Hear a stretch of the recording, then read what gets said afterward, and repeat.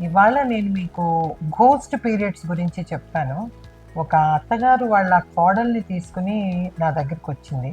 మా కోడలికి దెయ్యం పట్టిందండి అంది.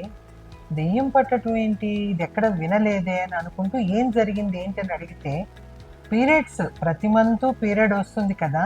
అట్లా పీరియడ్ వచ్చే టైంలో ఆ సింప్టమ్స్ కనపడుతున్నాయి కానీ, ఆహ్, రక్తస్రావం అనేది బయటికి రావటం లేదు.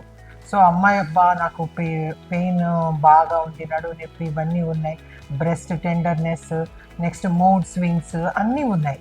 కానీ పీరియడ్ అయితే రావట్లే. ఒక 2 మంత్స్ వాళ్ళు చూసిన తర్వాత ఇదేదో వాళ్ళకి అట్లా అనిపించి తీసుకొచ్చారు. దాన్నే ఘోస్ట్ పీరియడ్స్ అంటారు. ఫాంటమ్ పీరియడ్స్ అని కూడా అంటారు. ఇది ఎవరిలో ఉంటుంది అనంటే స్ట్రెస్ ఫీల్ అయ్యే వాళ్ళల్లో, ఎండోమెట్రియోసిస్‌లో, రప్చర్డ్ ఒవేరియన్ సిస్టుల్లో, నెక్స్ట్ ఎర్లీ ప్రెగ్నెన్సీలో కూడా ఈ ఘోస్ట్ పీరియడ్స్ రావచ్చు. సో, దీని గురించి పెద్దగా వర్రీ అవ్వాల్సిన అవసరం లేదు. దీని కాజ్‌కి కనుక సరైన ట్రీట్మెంట్ తీసుకుంటే చక్కగా అంటే హార్మోనల్ బ్యాలెన్స్ కరెక్ట్ అయిపోయి పీరియడ్స్ చక్కగా వస్తాయి. సో, దీన్నే ఘోస్ట్ పీరియడ్ అంటారు.